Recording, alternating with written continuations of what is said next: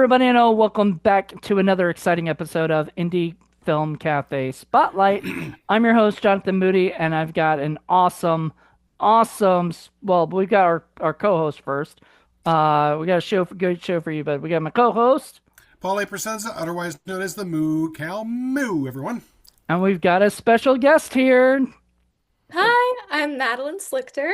Yay! Yay, Thank you Madeline. so much for joining us. Thank you for Yes. having me. I am pleased as punch, as I'm sure Jonathan has told you. We got to watch the movie that you were in, The Haunting of Dom Pedro, etc., etc., etc., and That long title. we had a lot of fun with it, but we felt that you were just one of the several main standouts from this film, Thank and you.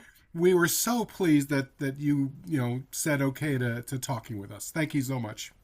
Yeah, I'm so grateful to chat with you guys and yeah, have this conversation.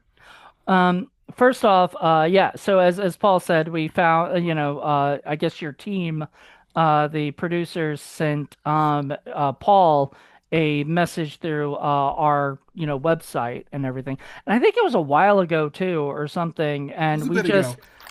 we just been so swamped with a bunch of stuff, and then we were trying to get this show Quick Review Thursday back going, and I was like, wait a minute, didn't you have a show? Like, didn't you have a movie that you wanted us to review? And he was like, oh yeah, let's do this.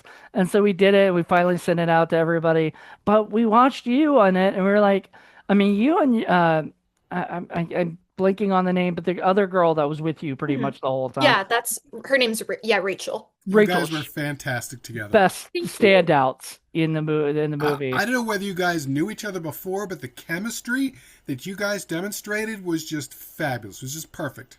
Thank you. Yeah, we actually didn't know each other before, but the first time that we met during filming, I remember she actually said to me like, I feel like I've known you my whole life. So I think that was Oh, it was a thing of we instantly like clicked and we just knew that we were gonna have great chemistry on screen. Oh yeah, and you could definitely pick that up. You guys seem to really be able to feed off of each other, not just as characters, but both as actors. Hmm. And when that happens from an audience's point of view, it just makes the experience so much better. So Hmm. mhm. I don't know. Sometimes you just get lucky. Sometimes you Oh, end for up sure. working with somebody that you know, and so you sort of understand their cues and their body language and the way they talk and their dialectic and all that. But sometimes you just get lucky, and in this case, it was just pure luck, and It was, it yeah. elevates. It helped elevate the film. It really did. It was one of those like magic moments for sure. Um, I feel like also the fact that our characters were written as such like one of us was very on the straight and narrow and like we need to get this done, and then the other was just kind of like la la la, off in space. I feel like that also helped. Not even like a good cop, bad cop situation, but Hmm. kind of like that, it was kind of that relationship I where we kind were of able to feed off each other. Bad Cop, Good Cop was really actually sort of kind of what I saw with it too. Like you guys Yeah. both had this sort Yeah. of different dynamic and everything, and you were more of the like straight and narrow, right? If I remember Right. correctly. So you Yeah. were the more straight and narrow. She was more silly, like She was the off on her own. Carson. Yeah, Yeah. she She was the one who was constantly getting off track. she was getting off track, going crazy, going everywhere. And like, I remember them. I mean, I don't know. We talked about it on the show, but we're on our podcast. But well, I guess let's. I don't know how much we want to say because it's really not out there too much. But Right. I do want to say like she kept going for like that movie or whatever, like the things, the little weird things, and you were just like the The whole big time. fun. Yeah. We got a job to do. Let's get this done. And it was fun. I like that. Yeah, it's like you guys were sisters, and yet Hmm.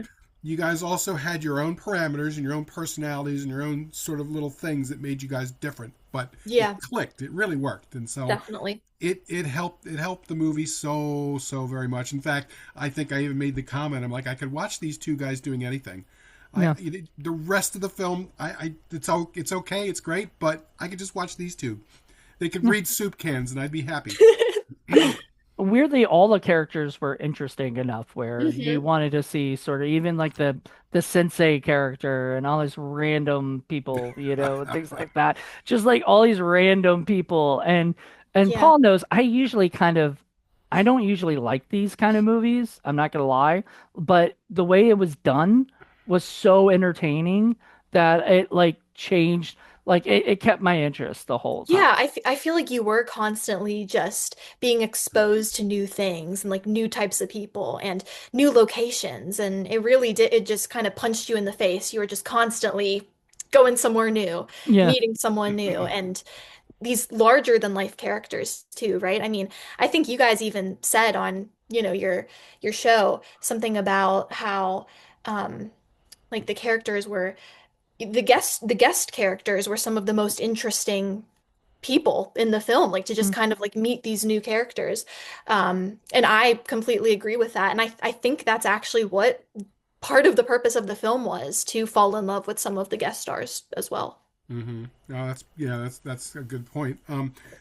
So I have to ask, man, because it doesn't seem like you come from a long, list of projects. Please tell us about yourself, where you come from, and how is it that you ended up in this film? Yeah, so I'm from Pittsburgh, PA. And I've been acting for a very long time, much of my life. I originally started out in dance classes, and I feel like, as many kids do, that kind of sparks a love for the performing arts, being on stage, right? I did figure skating a little bit growing up. So just, I was always a very performative person and always knowing that I wanted to like be in the spotlight. So we have a regional theater here in Pittsburgh called the CLO Academy. And I basically got my start there, started doing acting lessons, singing lessons, everything. And I fell in love with musical theater as one of my first passions. Throughout high school, I fell deeper in love with straight acting as opposed to musical theater. And I went through a whole college like audition process where I was going to pursue acting in college. And then actually at the last minute, I kind of took a 180 and I was like, I also am a very like academically inclined person too. And I know that acting is something that I can always do for the rest of my life. I didn't necessarily feel that I needed like a college degree in it to continue pursuing it necessarily. So I go to college in Pittsburgh at a private local university called Duquesne University, Oh yeah, I know and Duquesne. Duquesne, and I'm a biochemistry major, pre-med, and they just opened a brand new medical school, and I have direct admission into that whenever I graduate. So I'm going to be a doctor person. Wow. Um, but I also identify as an actor, as an artist, and I will continue doing that for the rest of my life, hopefully integrating that with the art, with medicine somehow and doing both. But yeah, in terms of how I found out about this movie, um, I do have a local agent here in Pittsburgh, but I actually that's not actually how I got the project. Our producer and the writer of it, he had been posting about it on Facebook, like different audition groups. I actually found it on one of the many acting forums that I scour. And yeah, I applied for it. He sent me some material to self-tape. Um, and one thing led to another, and I got cast in it. Um, Something that I find really interesting, though, is that because I know you guys had mentioned that you kind of were like, oh, maybe her like songwriting was part of the reason that she was like in that role specifically. Because if people who are watching watch the movie, I perform a little original song in it. That actually is a big reason why I got cast. Our producer, he had seen some of my original music and he was like, "Oh my gosh, that's awesome. I would love for you to include some of that in the movie." And I said, "I'll do you one better. I'll write a song for the movie." That's So awesome. I ended up writing that song that I perform. And yeah, he was kind enough. Maybe he was, maybe the editor was a little bit too kind to include the entire cut of the song. But nonetheless, I mean, I'm happy that my work is in there. We're And we're we're both old and we don't have a lot of patience, so I, no, but me too, I like though. it when I, that yeah, happens. I felt like, the song's pushing 3 minutes. Um, Yeah, I don't know. Again, I'm just very grateful that it's in it at all. So, Right. I knew though once we started hearing you doing performing the song, I said this has got to be something that she came up with, and that's probably why they brought her in because if you have somebody who's got that kind of talent, why would you not utilize it in your film? I would find a reason for that character to be musically inclined if I were to have somebody who was so musically inclined. You know what I mean? So it's a wise decision on their part to allow you to do that, and it really helped bring some depth to your character. Hmm. Yeah, I So totally agree. And that's the thing. Paul it drives Paul mad when they put the whole song in there. yeah. I Hmm. love it. I love it. I think but I'm also I'm a musical lover, you know, like I Hmm. love musicals, period. I've only been in one musical in my life, and that was Carousel, and Oh, okay. that was like I was in the background so nobody could hear my really bad voice. You know, because I'm not a singer, I'm an actor. But, you know, I was lucky that they cast me in that because all the other musicals that I've ever like from Joseph and the Amazing Technicolor Dreamcoat to Little Shop of Horrors, I was never cast in those because I don't sing. Like I can't sing well and everything. And they know it. So it's fine with me, but other It's people can. funny because I'm kind of the opposite. I actually went when I was in high school. I was in chorus for 4 years, Oh, wow. and I like singing. I just generally don't like it mixed up with my music. You know, unless it's Mhm. about like cannibals or something weird and creepy, then you can make it a musical because then it's fun. It's just the whole contrivance of people just all of a sudden stopping and singing.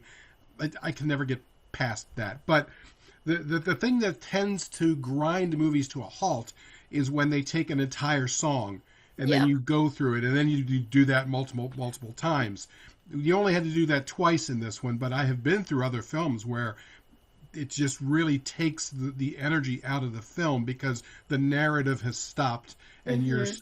you're doing this whole thing. Yeah, So that's absolutely. Yeah, well, I feel like especially since, I mean, The Haunting of Prince Don Pedro isn't a musical per se. It's not like the songs were necessarily advancing the plot necessarily.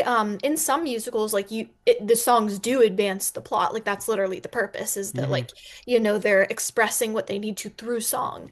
But yeah, I mean, I think that's why, in knowing that this wasn't a musical, I tried to actually like write a song that I felt fit the best possible way that it could in context of the film. And I think that it functions pretty well as it is. There's some foreshadowing in there. Um, yeah, I mean, it's crazy. I never really It's thought I would have a written a great song song. about a historic demon, basically, and Right, it would have right. worked. It's a great song. We So, love it. thank you. It was just, like I said, it took a bit. So, music obviously is definitely part of your background too. So, are you a guitarist or Yeah, piano so or singer-songwriter, yeah, guitar. nice? Yeah, I consider myself like I love like the indie genre. Definitely inspired by some like 90s singer-songwriters like like Michelle Branch, Alanis Ah, Morissette, yes, I love those Oh yeah, Michelle. those types of girls. that's awesome. I love them too. Yeah, I could definitely see a little Michelle Branch in you, like absolutely. Sure. With some of the I listened to because you have a Spotify. I So, do, yes. yeah, how can people find the Spotify? Like, if Yeah, anybody. so on Spotify, I go by Maddie Joe. And yeah, if you just search Maddie Joe, I have three songs up right now. One's called Ghost Girl. It's actually featured in a project that I wrote myself called Strike a Chord. And then Careful What You Wish For, which is a song in The Haunting of Prince Don Pedro. That version is up on Spotify. And then the very first song that I released called Happy B-Day. I was kind of transitioning just out of high school. That one's up on Spotify too. And you mentioned it in your short for Strike a Chord, I think. I did. Yep. Somebody Easter egg. like yeah, somebody said, "Hey, can you play that or something?" You Yes. know, or whatever. I thought that was really cool. You know. Matty J, the singing acting doctor. Boy, what a career you have. Yes. Yes. Yeah. I mean, and that's a lot of talents like in one thing. Like, and you Seriously. dance too, you said, you know, so are you a really good Yeah. dancer still Growing up, or not as much anymore in terms of dancing, but yeah, I mean it is again part of my training. Yeah, I think in high school I kind of veered towards the more I kind of veered actually whenever I had decided that maybe musical theater isn't my like first thing that I love, I kind of went down the avenue of like acting and then separately singing. So that kind of those went down separate paths, whereas like my singing now is more like singer-songwriter original music stuff, and then the acting is like TV film. So here's a question for you. Supposing you had the choice to pick any role for any kind of film that you'd want to do, what kind of character would you love to play next? Ooh, well, I'm a huge fan of horror films, and like psychological thrillers. So I would love to play like a psycho type character. Yeah, someone Nice. with a lot of dimension. Yeah. That's I'm great. you haven't been offered that yet? I'm surprised, you know. No. I think Seriously, you should be offered all kinds of stuff. I mean, yeah, I mean it's the talent level and you just The acting, oh. the opportunities are scarce. well, it's funny. I mean, and Pittsburgh does seem to have a good indie film. Hmm. We're friends with Steve Radzitsky. I don't know if you know his name, but And he's we know Jess. and Jess. Jess Uller. Oh, just Ola, yes. And I think, you've had some really great people in that, community there for Pittsburgh. I think you could find a lot more horror work too, or Yeah, whatever. sure. It's a matter of like, I guess, the scourging around and Yeah, and it's looking. a lot of networking too. And I think that's something that I'm really working on. And I've actually tried to do that a lot by going out for like student films and just trying to meet people who are up and coming and just have a deep passion for filmmaking.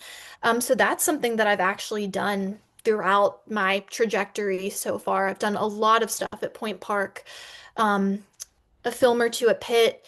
We have community colleges in the area, some work there. And we also have the 48-hour film Hmm. Hmm. projects in Pittsburgh. So I've gone out for the horror. I actually have done one horror Pittsburgh 48-hour fest.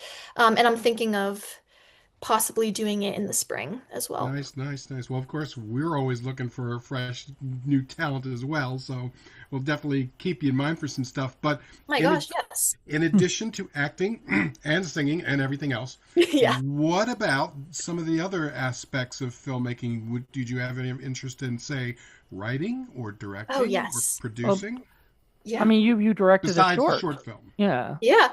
Well, I think actually having directed my own short film, having written it, directed, I composed all the music for it. I kind of did pretty much everything on the project, apart from actually being behind the camera. A friend of mine from Point Park, Esther Wareham, did that, and someone that I actually had networked with at Point Park.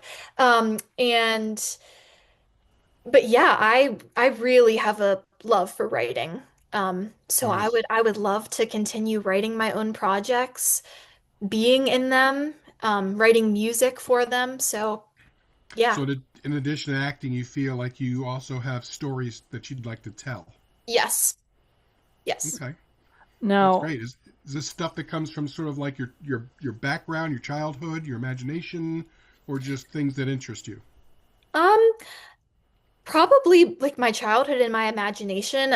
Honestly, it kind of started as songwriting. Like as a kid, I was just always writing songs and always like making up songs, always singing around my house.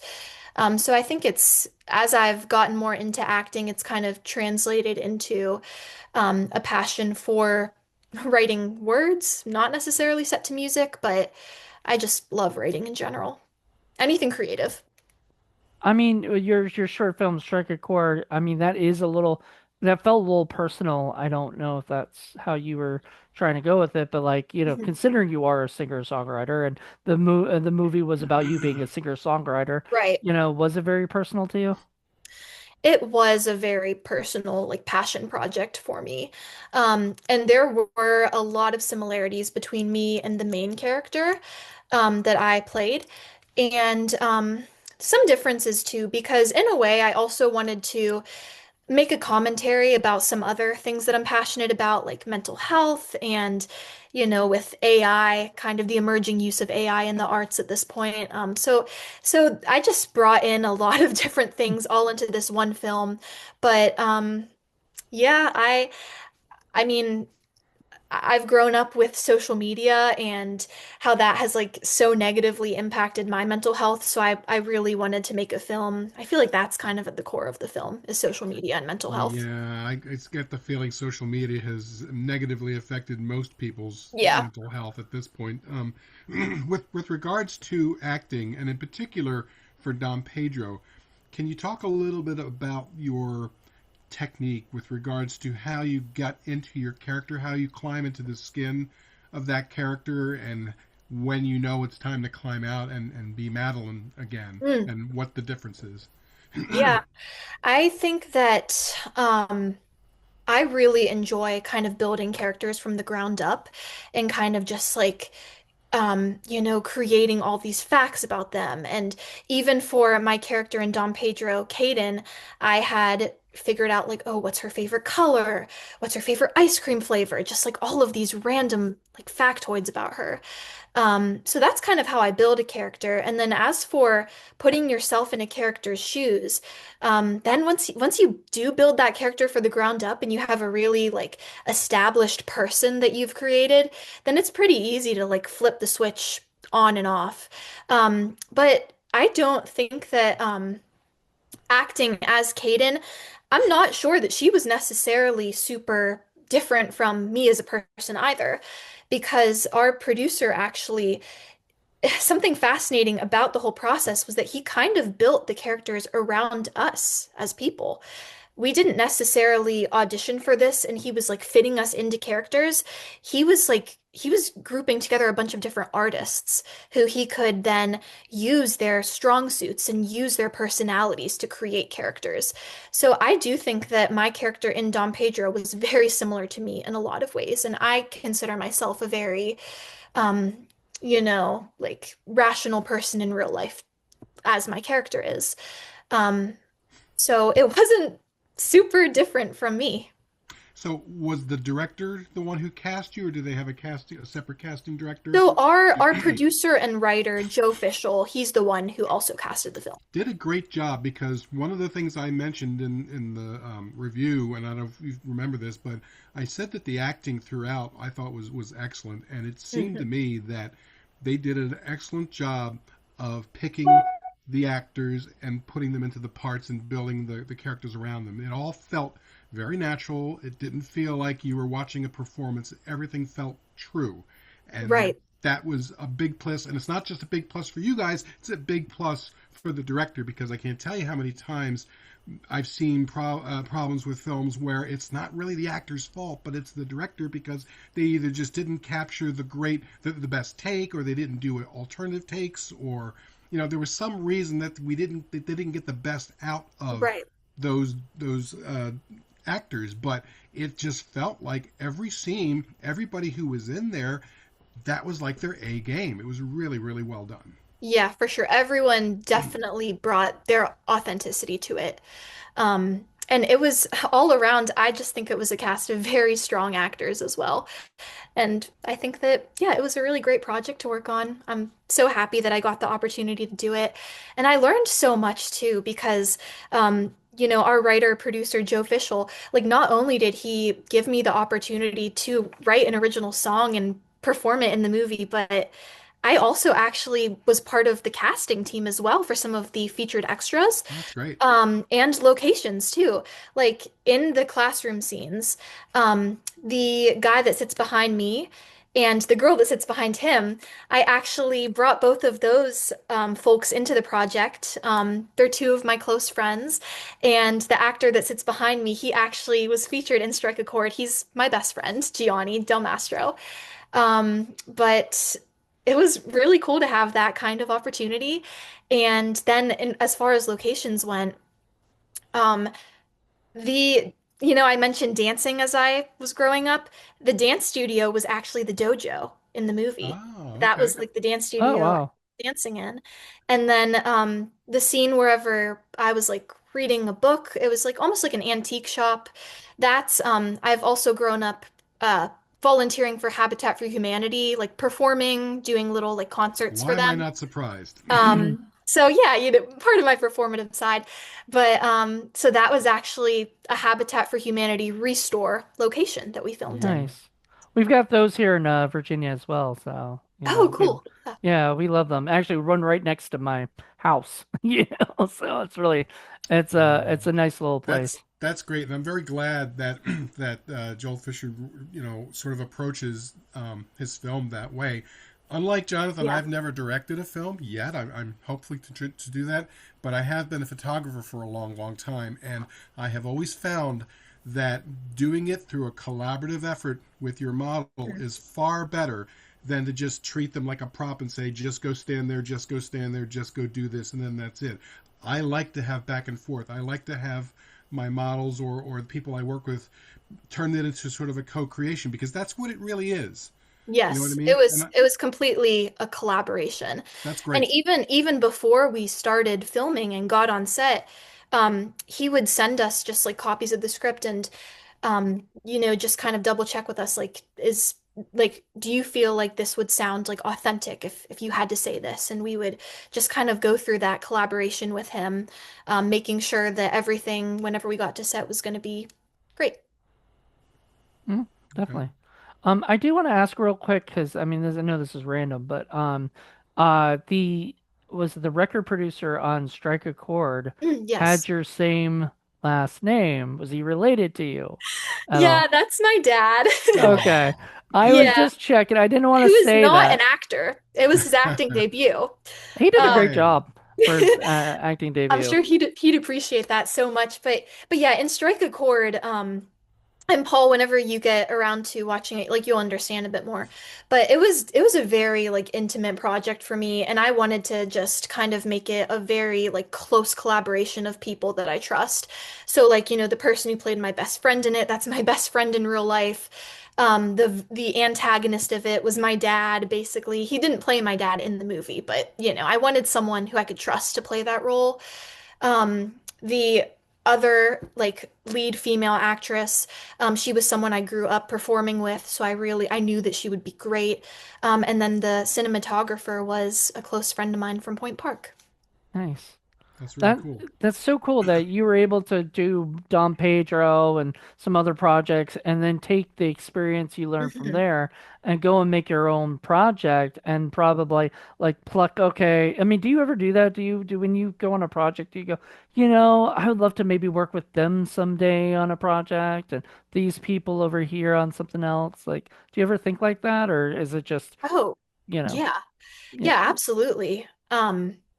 For sure, 100%.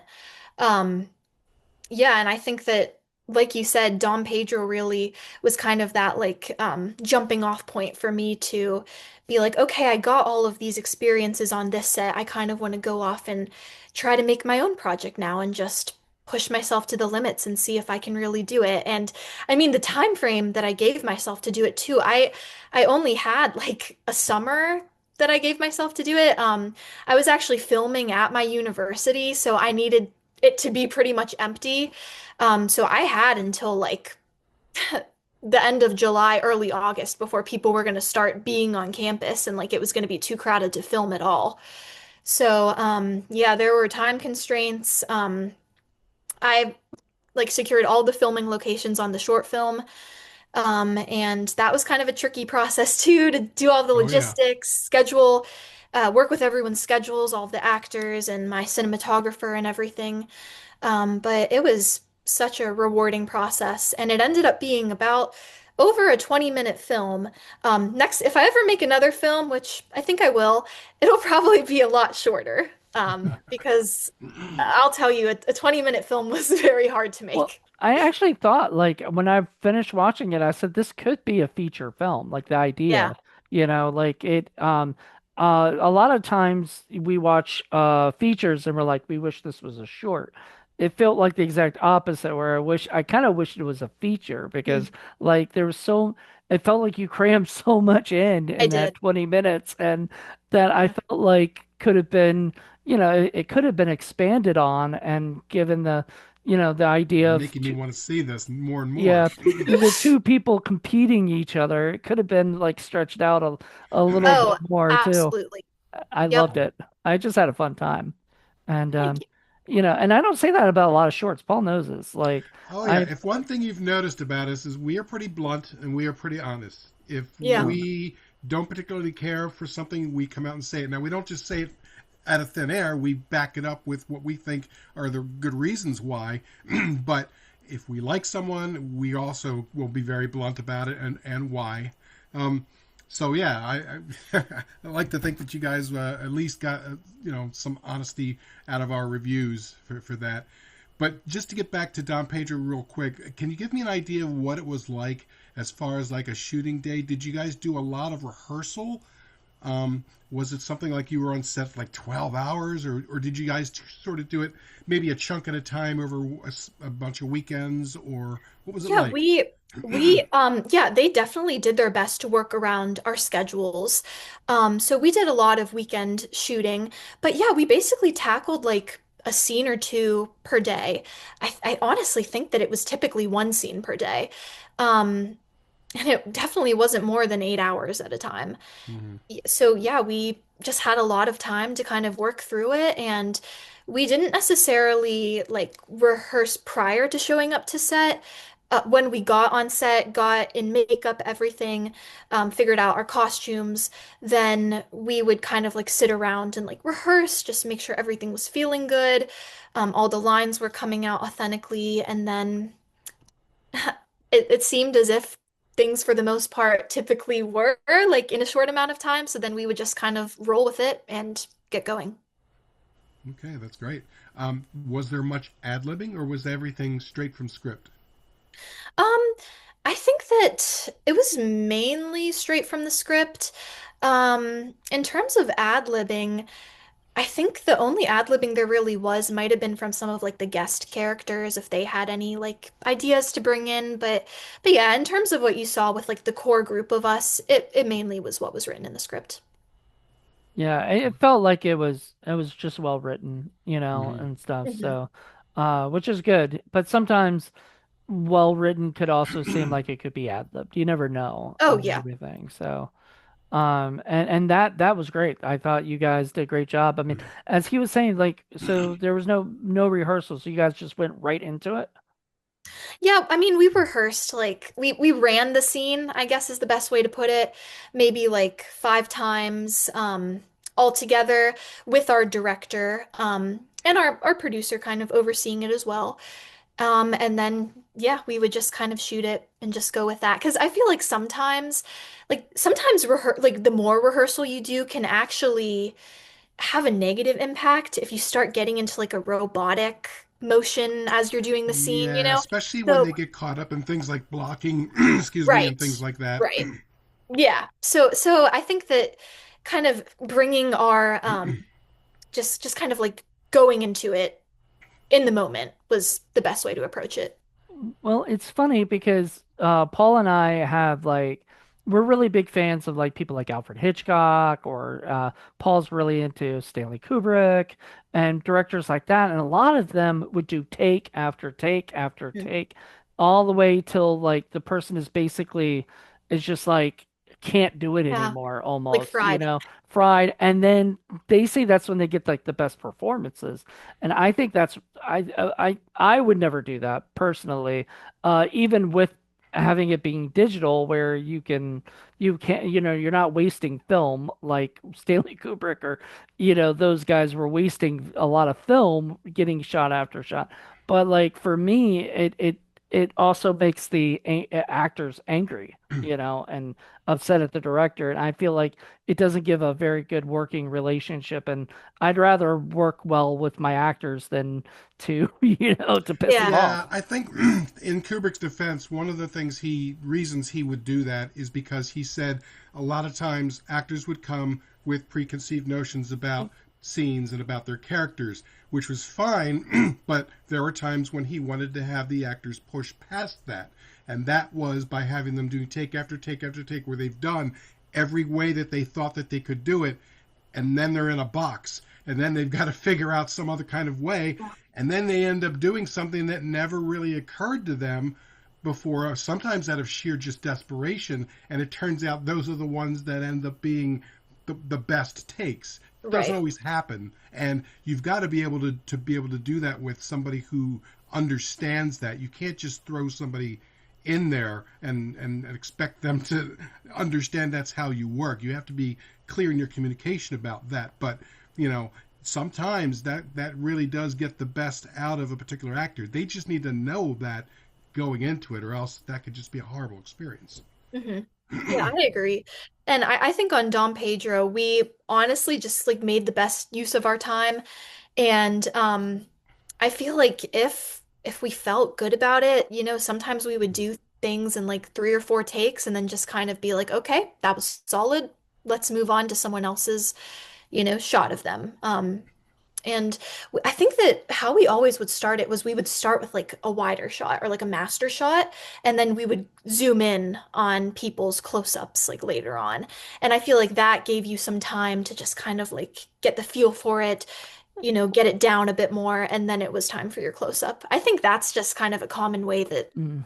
it works in film anyways. Yeah, I think they do that. The reason people do that, and as far as directing wise, especially, is because at that time, like say it's you and your friend, or whatever, you have a scene together and everything, and getting the master shot allows the two actors to go through their whole scene together, and everything. And then when you get into the close-ups, you already know all your lines, you've gone through it enough time, you've done take after take. You're pretty much gonna know what you're saying and everything, and then those are easier to do and everything. Those can be quickly cut, and then I don't know whatever other shots anybody the director wants to get or something like that. They'll get, but the master and the two close-ups are usually the easiest things to get done quickly.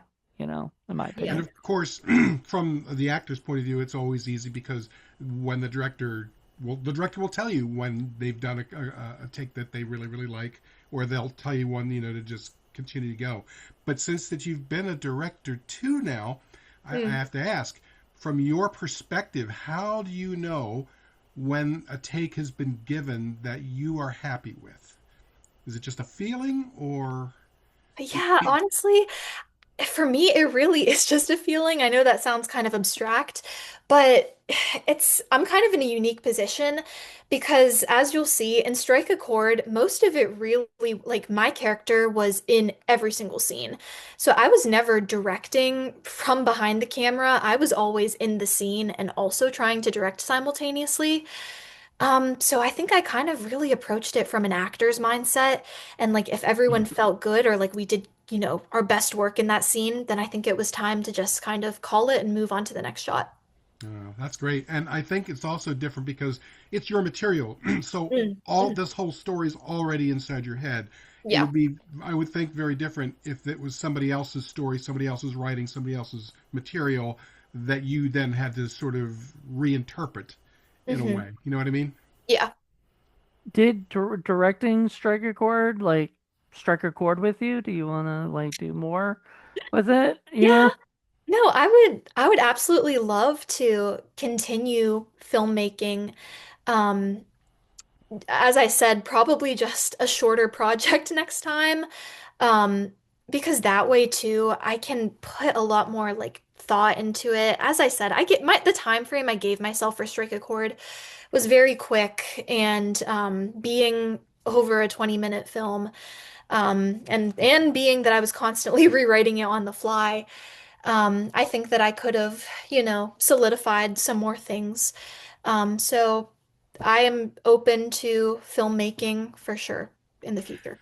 Well, you must have stock in those 24-hour energy drinks because I'm not sure how you can do that and pursue a medical career because, my goodness, that is an awful lot of schooling and an awful lot of Yeah. time to devote between the two of them. But I tell you, if there's any one individual who's going to do it, I would bet on you.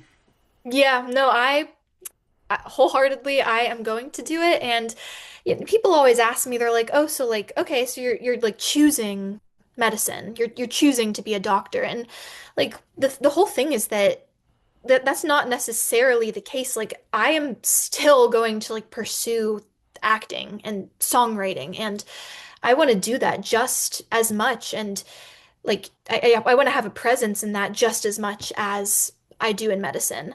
Um, I would love to like still pursue that professionally if I'm given the opportunity. That's something that I'm gonna do for the rest of my life. I'm just going to be insanely busy while I'm doing it. Yeah, well, was it whenever you, I mean, I don't know if you'd see biochemistry in films, or anything. Like, are you like, will you get upset? Like, we have we've had people like that are actual science, like other Yeah, scientists My ex watching our roommate, show. Lenore. Yeah, really. and we made her watch science movies all the time because, Yeah. She to worked at review. NASA. Yeah. She's does propulsions and materials.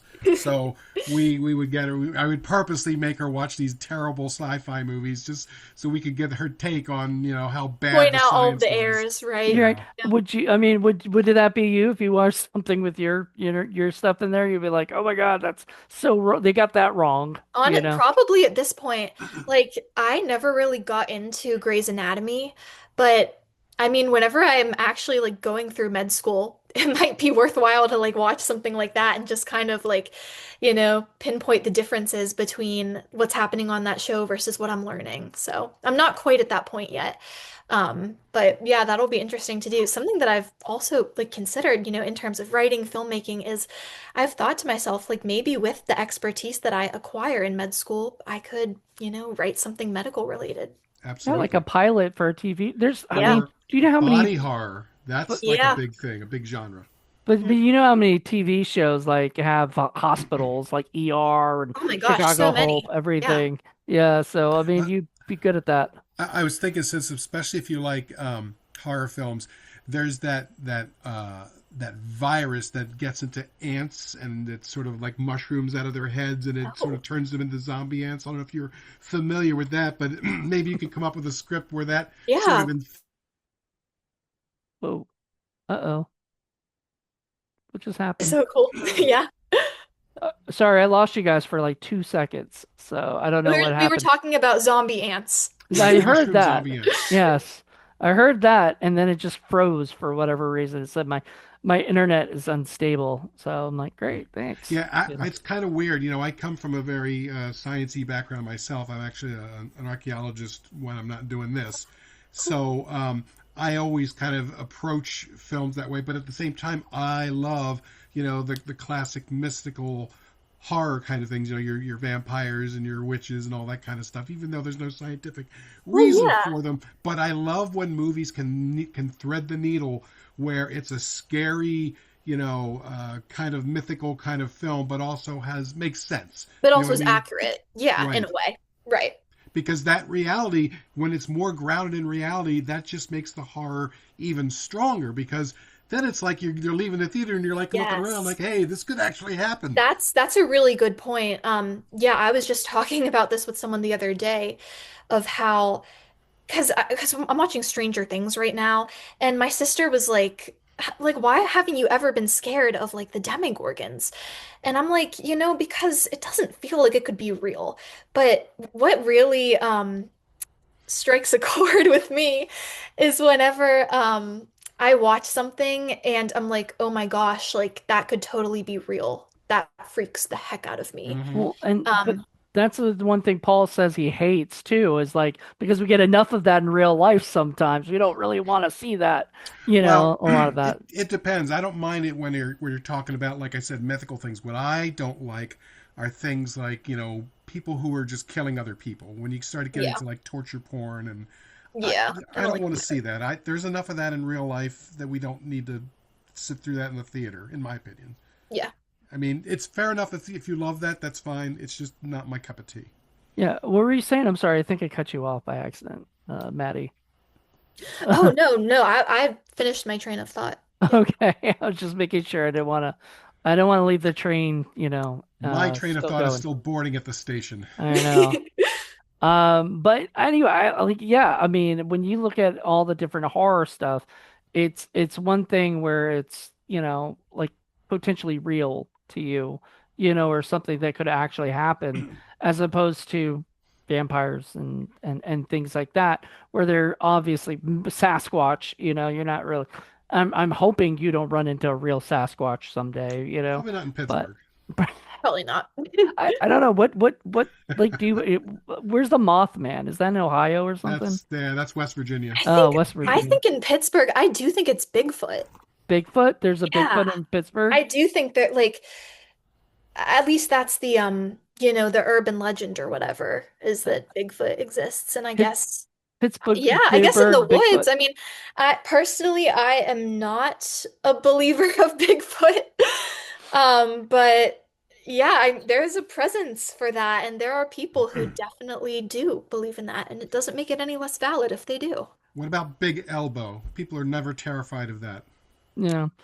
They are terrified of big heads Yes. sometimes, so especially mascot heads, And or that's whatever. Yeah. that's the other thing about me. I tend to also like things that are very, very silly and weird and strange Mm. and goofy and just different stuff. But if I ever do get the chance to direct or write a film, I do love horror films, and I do love the idea that because you can take pretty much any kind of narrative and utilize the horror genre as a way to elevate the story so that it's bringing that story sort of metaphorically into focus, and it allows people to sort of feel it in a very different way, especially if it's a universal sort of fear that we all kind of can understand.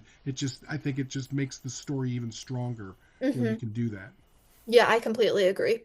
Well, like, and you like psychological horror, Maddie, Hmm. and like one of the movies that actually kind of scared me a little bit, and there's not many that do these days. I feel like horror has kind of gotten to this, well, at least for me, because I've watched so many, I've made a few, so it's completely different. But like the Babadook, I don't know if you ever saw that movie or I whatever, haven't seen that one. but it's I liked it. really creepy, Really? and there's this it's a childhood, monster kind of thing. And it really did kind of creep me out, only because this isn't a real big spoiler for the movie, but it has this thing where it goes like the Babadook, Duke, Duke, and it got in my head, and that was its point. And then I went outside one day and I just heard that in my head, and I was like, like it's creepy. And when movies can do that to me, like Nightmare on Elm Street did as a kid, a lot of movies did as a kid to me, but as an adult, that's good. Hmm. That means Hmm. that's a good horror film. And we haven't really had that in a long time. No, And I feel like more movies are Well, just silly. I think there have been some good ones. It's hard to find them, but I mean, Longlegs to me was that's a fair. perfect example. Longlegs was a great film, not only because of the story, but the way that it was done by Oz Perkins. He picked the perfect cinematographer because that movie was visually claustrophobic from the moment it started, and because of that, because you were always it just amped up the tension naturally, and it just made everything so much better. And when you got folks there who can sort of take both, all their different kinds of crafts and work together for the sake of the story, it really helps make a horror film even much better than what you usually get. And that's the thing, is that's what it takes. It takes an effort from everybody. It takes everybody's A team to pull that off. And Hmm. unfortunately, you get a lot of movies out there where they're either sloppy or they're lazy or they just don't bring it. You know what I mean? Yeah. And that's the thing. I love me some bad movies because I do love failure, and I love the great films. I just don't like mediocre films where it just doesn't feel like they put their effort into it. I feel that feels like a lot of what's at the movie theaters right now. And on it, like you were saying, I mean, I'm sure there are great films being made, but I feel like they're hidden gems. Hmm. Because a lot of what I love seeing movies at the movie theater, and a lot of what I've been seeing recently, it's just not really doing anything for me. Um, I don't know. I feel like a lot of the horror stuff that's coming out, I feel like they're almost trying to revive slasher films in a way, but Terrifier. they feel like the same narrative over and over, and I just want to see something different. Yeah, Hmm. and it's really hard to do something different, Oh, especially well, yeah. in that subgenre. So like I get it. I'm a huge slasher fan myself. Like I love slashers. I've grown up on them. And so I'm a huge fan, but I do agree. Like, I mean, after a while, it just becomes as Paul was saying, like Terrifier, just gore, and just like how much more gore can I put in to make it, you know, uh, to top the last one or something instead of give me something like an interesting story. I mean, the big things were like was the Winnie the Pooh, Blood and Oh Honey, yeah. Oh. and Yeah. things like that. I mean, we're starting to get to the point where people are just coming up with whatever they can to like, make it a little bit different or Mhm. whatever, I couldn't bring myself to watch that one, but I know exactly what you mean. The second one's actually better than the first. The first one's not so great in my Really. opinion. But one thing I did want to bring up, and the one thing I had an issue with regards to the film, and being somebody who is in the film, maybe you can talk to me a little bit about it. Is, you know, I always have an issue when I go through a film and I become attached to characters because they're just wonderful folks or whatever, and then they end up getting killed, and it versus folks who quote unquote deserve it, and that always disappoints me. And that's the thing, it's like I didn't want to see you and the other characters die. It just was like there was a fun tone set throughout the film, and I was like, that's not fun. You know what I Yeah. mean? No, I understand where you're coming from with that. I think that really though the bottom line of the film is that like no matter who you are, like you can't basically you can't outrun history. History is just going to repeat itself. Um, and you mess with demonic figures and you pay the price of that. So Hmm. I think even though maybe our characters kind of have re redemption arcs or they come off as likable or something like that, um, they cement their fate as soon as they mock Don Pedro. Mm. Yeah, Yeah, and yeah, it's tough.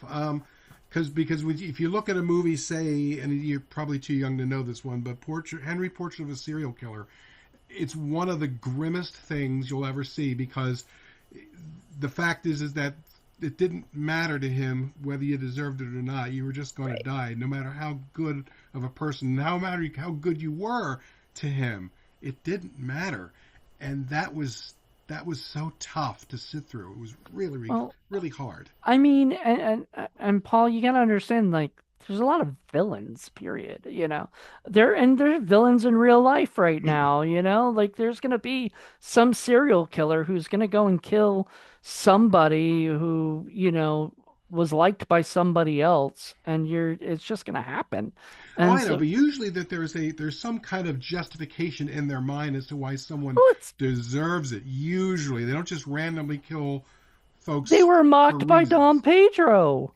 Like Yeah, they were yeah. mocked by him. That's why they deserved it. According to Dom Pedro, if you mock him, you're gonna die. But I And he mean, it's can't not even like tells Don you're gonna Right. Pedro was die. like that when he was alive. I mean, he helped found Brazil.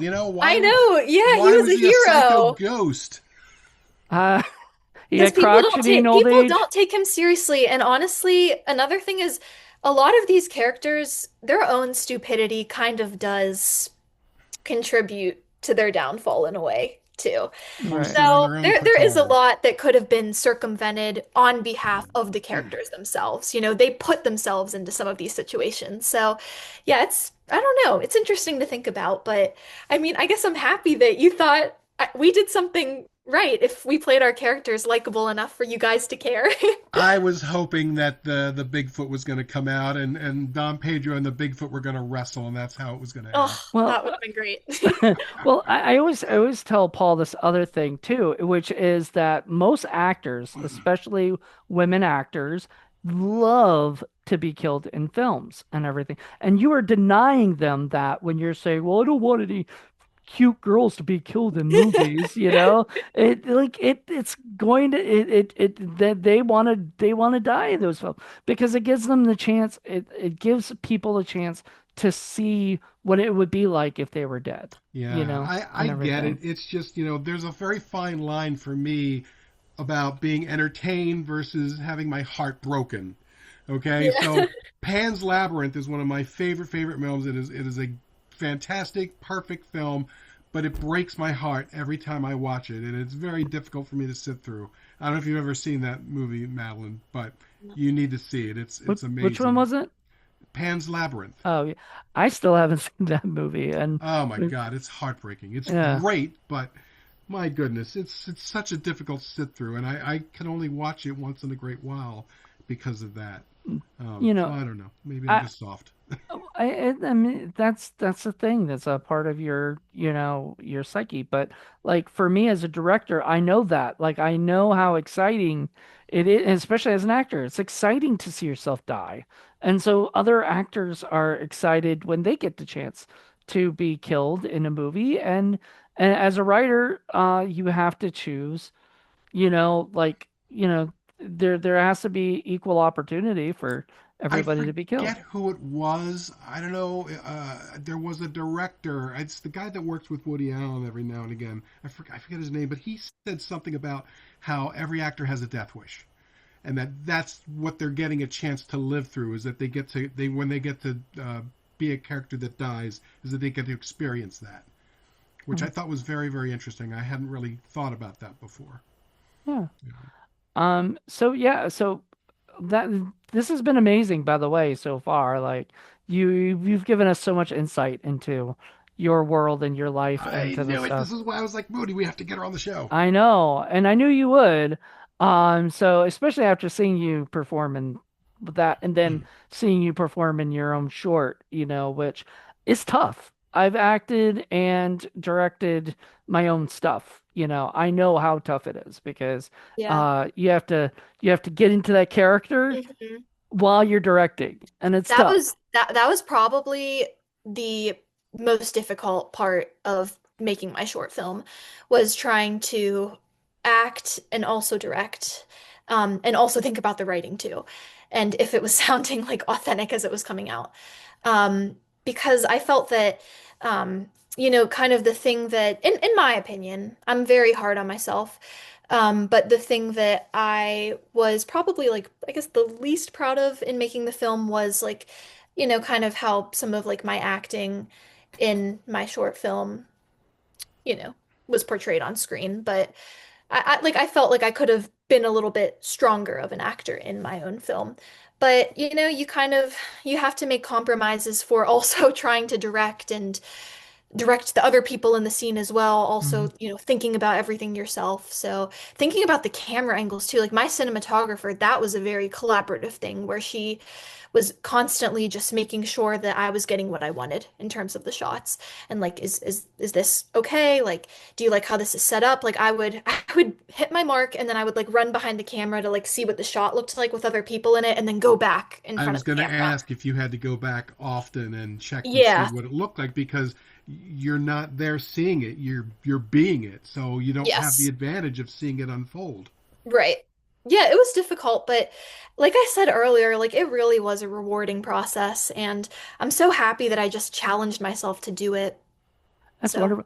And like, okay, so we did a short film where I had to act like I was sort of like possessed by this love spell and everything. So I had to act really weird and go around. And while I was doing it, I was like in the zone, or whatever. Like I was there, I was looking and I was walking around and I was as that character doing that or whatever. It was weird because, once you get into that space, do you ever feel like that, like from being in Don Pedro or being in your own movie, getting into that space and then just kind of being like, whoa, like coming back to earth and everything like right after when you have to yell cut or somebody says cut to you, yeah. kind of thing. Yeah, no, sometimes it does feel kind of like out of body and then you're just like pulled right back into reality. But for me, in Strike a Chord and Dom Pedro, like it wasn't quite as much like as jarring like when that would happen because I did feel pretty close to the characters and I feel like it's whenever I do really like emotional scenes that I'm hit by that the most. Like I recently did a film, a student film, where I had to like just completely like tell this other character off, like verge of tears type stuff, like where I was Mhm. just like really in it. And I feel like that hit me very hard because I was kind of bringing in, putting myself in the character's shoes, but also kind of playing on some of the things that I was like feeling at the time and like going through and some of my own past things as well. So that's whenever it hits me the most is emotional moments. In terms of like everyday conversation, I can snap in and out of that pretty easily. Not a huge issue. So, Maddie, what do you do to relax? I mean, all of this stuff that you're doing and creating and studying, Well, what no, about in between? it's funny because actually like songwriting, like that is Mm. my outlet. Nice. And it doesn't necessarily have to be um I don't have to be performing it. I just kind of like sit in my room and just work on music and sometimes it's not even writing. Sometimes it's just like looking up some of my favorite songs and just playing them on the guitar. Oh, that's great. That's wonderful because like for us it's like we watch movies, or Hmm. whatever, like and Tons.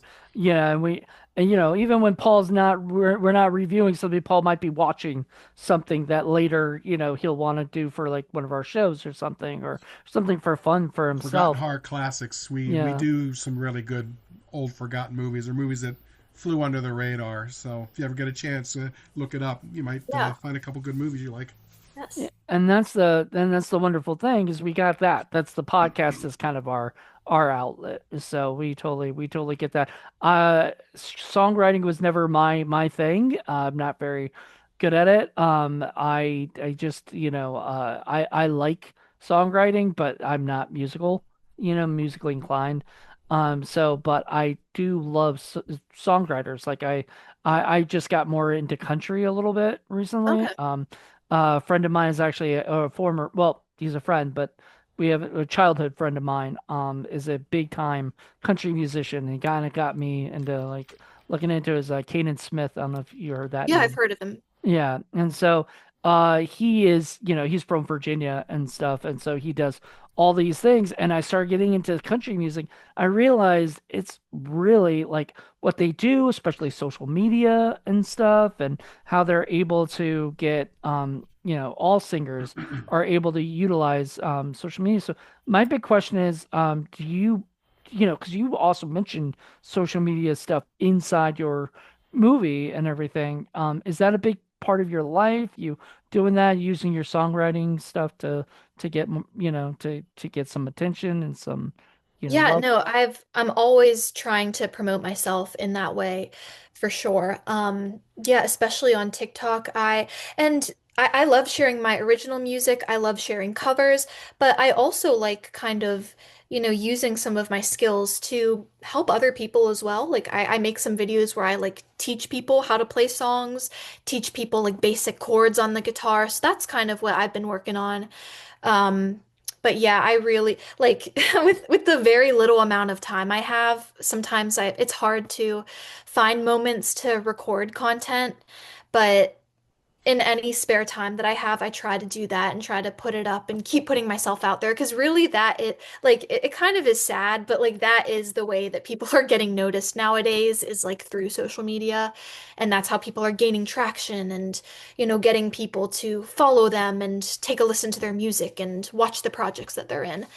So I think it's very important and hopefully this summer that's something that I can put a little bit more time into because I don't have anything planned right now. So, Well, Well, if you want to really, really laugh, I'm going to tell you something I told Moody like right after I saw your performance in Don Pedro. I said, "Man, I would love to write a movie around Madeline where she's a singing vampire, where she's been this vampire who's been this undead creature for like 150 years and has no other way of expressing how horrible it's been."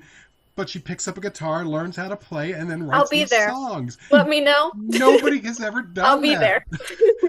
So she like goes to these coffee shops and gets up there and sings in front of and performs and then finds a victim and has to be a vampire and That's then actually iconic. I writes love that another idea. sad song about it. I just think that that's adorable. well, wait, wasn't there a singer like in Buffy, like the that one guy? He was like a. Did you ever watch Buffy, Madeline? I didn't know. I Uh, didn't, but I know all about it. Yeah, there was a character that was like he owned his own like place or whatever, but he would get up there and sing. I forgot his name. Oh, Lorne. Lorne, Yeah, yeah. he wasn't a vampire though. He was a demon. Yeah. He was a demon. His So idea something. was that when you sang, you revealed your soul, and so he'd be able Mm. to tell the future. Um, I forgot. I hadn't seen that. No, it's Angel that it Yeah, I was was an on. angel. Yeah, that was But yeah, Angel. no, it just seemed like you really, really, it fit that character. That just sort of came into my head. So Yeah, if I write it, I will let you know. Yeah, yeah, definitely. But you'd have to come up with the songs because we're not Yeah. absolutely. songwriters. Yes, absolutely. I got But it. Here I I am biting another guy. Yeah.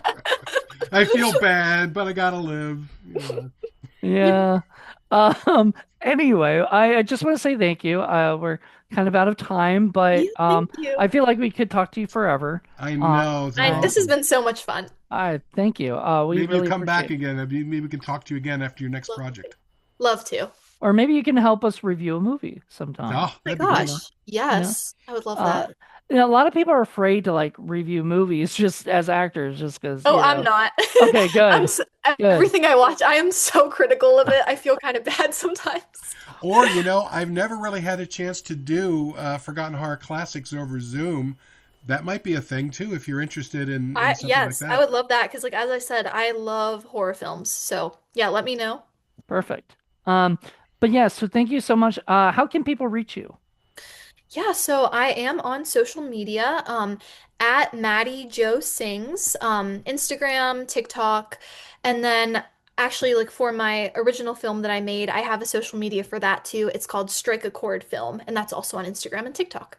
I'll be watching that this weekend. Yay! Yeah. So yeah, and that's this wonderful things. You got all that going on.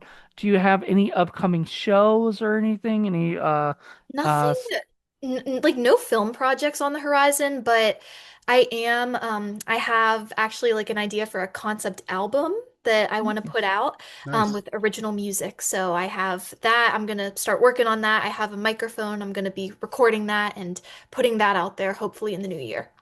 Have you ever written any songs about cows? Just kind of throwing that out there. I haven't, but I mean, I'm up to the challenge.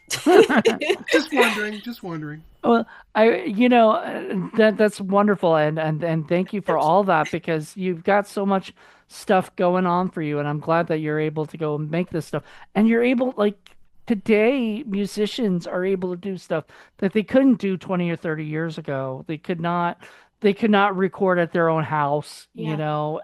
and have these abilities and everything. And I feel like and it's really helping people who've never would never have the opportunity to get their stuff Yeah. out there more. It's And it's awesome. It really is like it's a very much DIY Yeah. industry at this point. And whenever if anyone watches Strike a Chord, all of the music that I did in that, like that was just all recorded in my room. I layered all my oh, vocals, like wow. I figured that all out. Um and yeah, it was a really fun project. I'm just glad that this time and all this technology stuff is coming to somebody who is so talented. That's just great that you're able to take advantage of it. Yeah, because usually you have to know somebody or something, Hmm. right? Like that's generally the thing is like I have to know somebody or have to pay a lot of money to let the studio Right. let me record or whatever. And I mean, you did have a real studio that you went Right. to. And that studio actually, that's where I have recorded my first few songs that are on Spotify was at that studio. But I got a Rode mic for Christmas last year and I've been wanting to kind of just like play around with it and do some demos on my own. So, I love that your family, like your parents, seem so supportive of this, and oh, everything. they are. Yeah, Yeah. and It's all hands on deck. Yep. yeah, I'm sure they understand. They probably see exactly how much you've got, so they're not going to stop you. right. And your dad's in your movie. I mean, to get your dad in your movie, that's pretty awesome because Well, it's just especially since, yeah, he has no interest in acting whatsoever. So I'm happy that he agreed to do it. that's great. Paul, you definitely need to see that movie. It's a Oh, lot of definitely. fun. I intend to. Um, And it's if you're ever down in the Virginia area, let us know. We'd love to, Oh my, meet up with yes. you. We'll show you our studio, and Yeah. yeah, love to have you come around. or we'll schedule you to come down ourselves, have you Oh, come that'd be down, great. sometime. That'd be great. But thank you so much, Maddie. Everybody else, go check Maddie's stuff out. Like her follow her on Instagram, TikTok, everything, and check her stuff out because I think you're going places. Heck We yeah. we can already tell, and we can't wait to see what you do next. So, thank you so much, and everybody else, join us. I hope next month. I don't know. We have nothing planned for yet, but we'll see for Indie Film Cafe Spotlight. So, until then, everybody, have a good one. Bye Bye. bye.